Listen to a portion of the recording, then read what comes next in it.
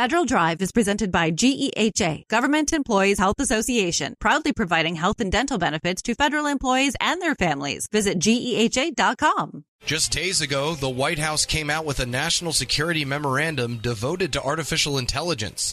It's a catch-all for trying to keep the United States ahead of AI developments in what the memo calls the new frontier.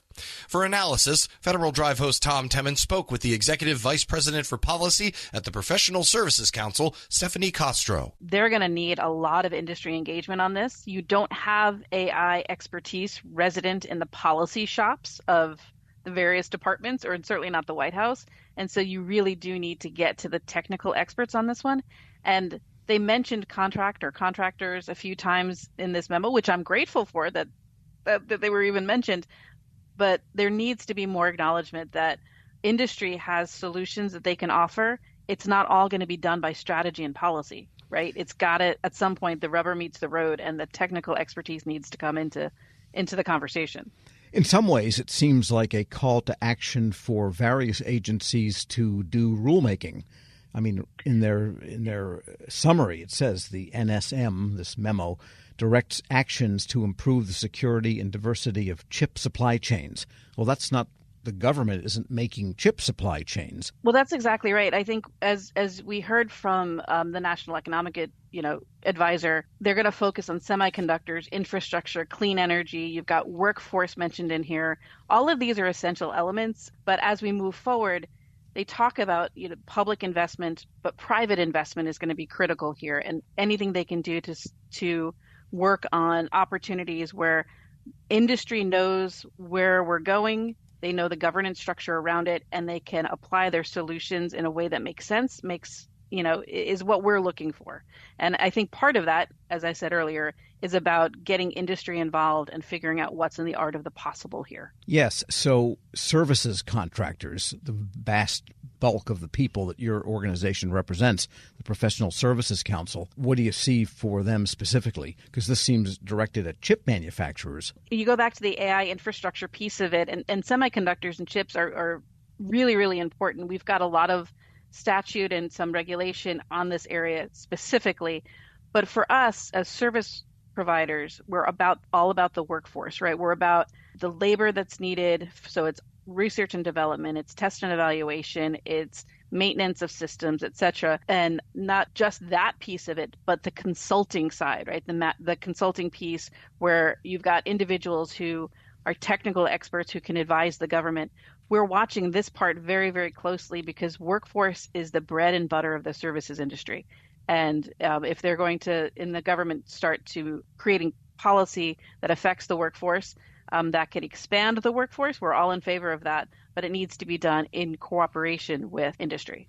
Right. It sounds as if someone working in artificial intelligence is going to pretty soon need national security clearance. Well, I mean, keep in mind, this was a national security memo on AI, and it took a company, an earlier OMB memo that talked about transparency, trustworthiness, safe and reliable, responsible AI. That was for the broader economy. This is a national security memo. So it is looking at AI through the prism of our national security missions. So that's the Department of Defense, Department of State, Department of Homeland Security, the intelligence community, et cetera.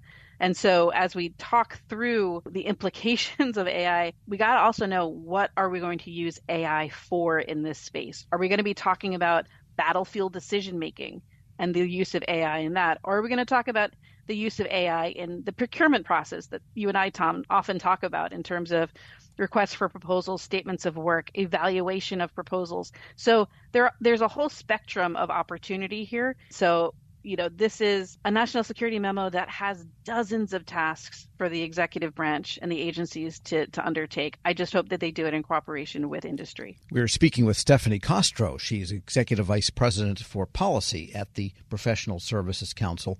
And there's the establishment in particular of a AI Safety Institute. I guess that's kind of like a federal underwriter's laboratory for artificial intelligence. And even that, I think, is going to need a lot of contractor or industry involvement, lest the institute not really know what's going on and how to institute safety. Yeah, I'm looking forward to seeing how they actualize this AI Safety Institute.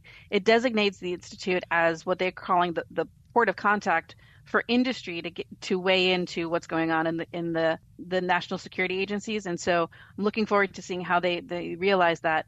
And then one other area, Tom, that I wanted to make sure that we hit on, because I mentioned R&D earlier, PSC and hundreds of other organizations have been talking to folks in Congress about R&D tax credit. And I know this is a topic that you and I have talked about.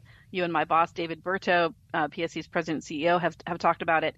And this is something that goes back some 7 years back to the Tax Cuts and Jobs Act of 2017. And what that legislation did that became law eliminated an R&D tax credit that at the end of the day, when companies who are putting money into R&D can't claim that as a credit on their taxes, they have less capital to reinvest in R&D. And if you look at some studies that were done even before this bill became a law, they estimated that about $4 billion annually is being lost in R&D. And that was in the first 5 years. And after those first 5 years, so we are in that period now, we're losing $10 billion a year in R&D. And so what we at PSC are doing on this front in particular is gauging the appetite of the current Congress in the next few months to finally move on this issue to reinstate the R&D tax credit that had been the law of the land since the 1950s. And it just changed in the last 7 years to great detriment to the R&D world. And this could be a stretch, but I've heard several companies of the nature that are members of the PSC say in recent months that before they deploy artificial intelligence to government agencies, they actually learn to use the AI on their own systems, their own financial systems, their own HR systems, whatever the case might be. And so the research and development that companies are doing is actually in their own applications for their own operations of AI, which that seems to almost have replaced the R&D they would otherwise do for eventual use in government contracts. Or am I seeing a stretch here? So I think most of what you're saying is true. I think the R&D that we're losing, companies still want to test out AI. They want to develop it to the extent that it's usable in their day-to-day applications. And that is eventually for the benefit of the government, right? Because if it works in the company, it by some stretch will work for the government, depending on what the government's asking of it. The problem that I have with the R&D tax credit and the fact that they have to amortize these costs over 5 years is that it's not just R&D dollars that you're losing R&D jobs. And so, it's where are we creating this workforce, this expertise in AI? It's not going to be in the companies that serve the government. It's going to be in the companies in the broader economy that don't do government work. And so, as we start to think through labor implications of this national security memo, again, I go back to the fact that the workforce is the backbone of services companies, and we've got to make sure that they are focused on the right issue set, and AI is the wave of the future. Emerging technologies, supercomputing, the whole ecosystem that can crop up around this. And what I'd love to see is R&D spent specifically on how to do that. That's Stephanie Castro, Executive Vice President for Policy at the Professional Services Council, speaking with Federal Drive host Tom Temin. We'll post this interview along with a link to more information at federalnewsnetwork.com/Federal Drive. Subscribe to the Federal Drive wherever you get your podcasts.